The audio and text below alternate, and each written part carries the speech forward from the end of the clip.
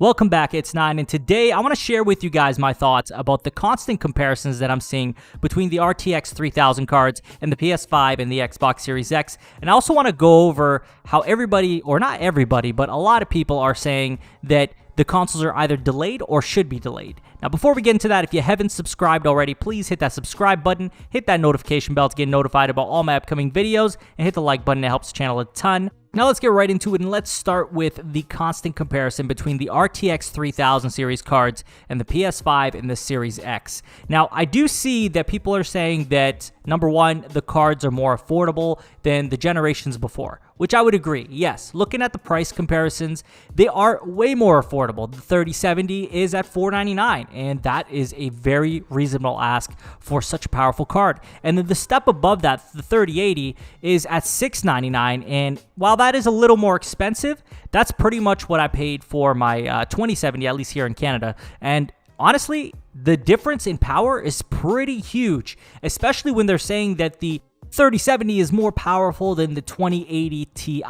Then you got the 3080, which just takes it to a whole nother level, and it's reasonably priced as well. And I get it. You know, these are great things that we're seeing cards that are very reasonably priced. But I think some people might be overlooking the facts here. The fact is that a home console, number one, is not purchased by people who want PC comparisons, right? Like people who want to get those PC level graphics, PC level power, because the reality is that PC is always going to be a step ahead in that department. No matter what, the PC is always going to have better graphics cards, especially for the fact that you can kind of just change out parts anytime you want, which makes it a huge variable when comparing the two.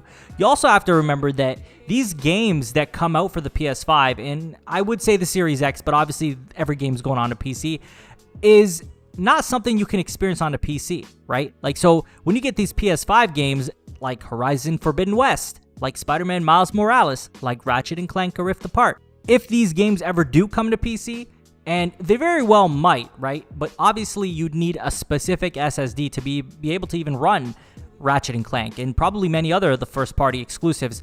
But point being that even if they do come to the platform, it'll take a while. I would imagine 3+ years before we see their exclusives go to the PC. And even then, it's not like it's cheap to build a PC that'll run at the power of the PS5 or the Xbox Series X. It's going to cost you quite a bit, right? Like, you're not just buying the graphics card. You got to buy all these other components that are required to get a PC up and running. Like, there's just so many different parts to it than, say, a home console, which you buy in one go for $400, $500, okay, even $600, and it's a very different experience. The other thing is that people who game on the PC typically like their customization. They're not here to, you know, get a fixed experience like what the PS5 and what the Xbox Series X deliver, whereas with PC you have a wide variability that you could change pretty well anything you want.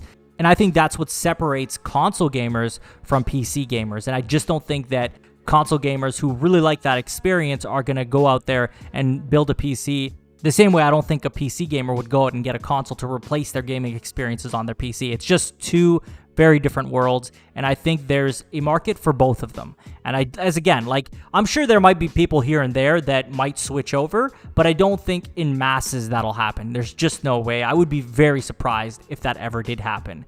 Now, next thing I want to talk about is people discussing the delay of the consoles or how they should be delayed. And I'm here to tell you that I don't think that's a good idea. I really don't. I know that a lot of people like to argue that because of the current, standing with the economy in many different countries, that this is a good reason to delay the consoles, and I disagree. I think that, first of all, not everybody is impacted by this on that level. I can tell you right now that depending on the field you work in, you're not going to be heavily impacted financially speaking.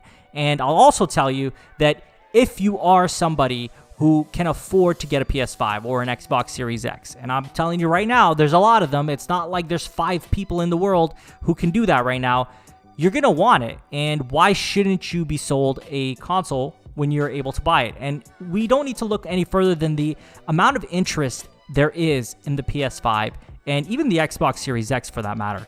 People are interested in these consoles. People are going to purchase these consoles. I don't think they're going to have a hard time selling them at all. So what's the logic in delaying them? It just doesn't make any sense to me. And I also don't think that the companies themselves would delay them for any reason, because clearly if that was going to happen, they wouldn't keep doubling down, tripling down on talking about launching them this year. They've already said that they're launching the Xbox Series X in November. We're just waiting for Sony to confirm a month and then obviously give us some prices. God, I really want them to give us some prices. Like, I'm just sitting here waiting. Like, when are we going to get these prices? But overall, I just don't see PlayStation or Xbox delaying their consoles, and I don't think they should. Now, if you feel that they should delay these consoles, I would love to hear the rationale behind it, because it just doesn't compute for me personally. I feel like as long as there are people out there who are going to buy it, and there will be people out there who are going to buy it, I'm telling you right now, they're going to be hard to find, especially the PS5. Good luck. 10 million units into next year. I don't think we're going to be able to get our hands on the PS5 that easily. I don't think I may even be able to get one day one. I just don't know that I'll make it in time. I think they might be sold out very quickly. I'll do my best to get one, but I just don't think that they will be that readily available because, number one, the shortage, right? And number two, the huge interest in the PS5. So it's just the way it is. At the end of the day, I think that if you feel that they should delay the console, I question why you would feel that way.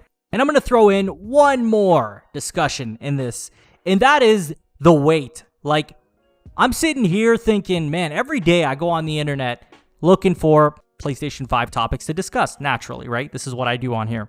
And I just hope that I'm going to come across some sort of glimmer of chance that we are going to get a price reveal, or we're going to get a pre-order date, or we're going to get a release date. And it just seems like they're both waiting and waiting.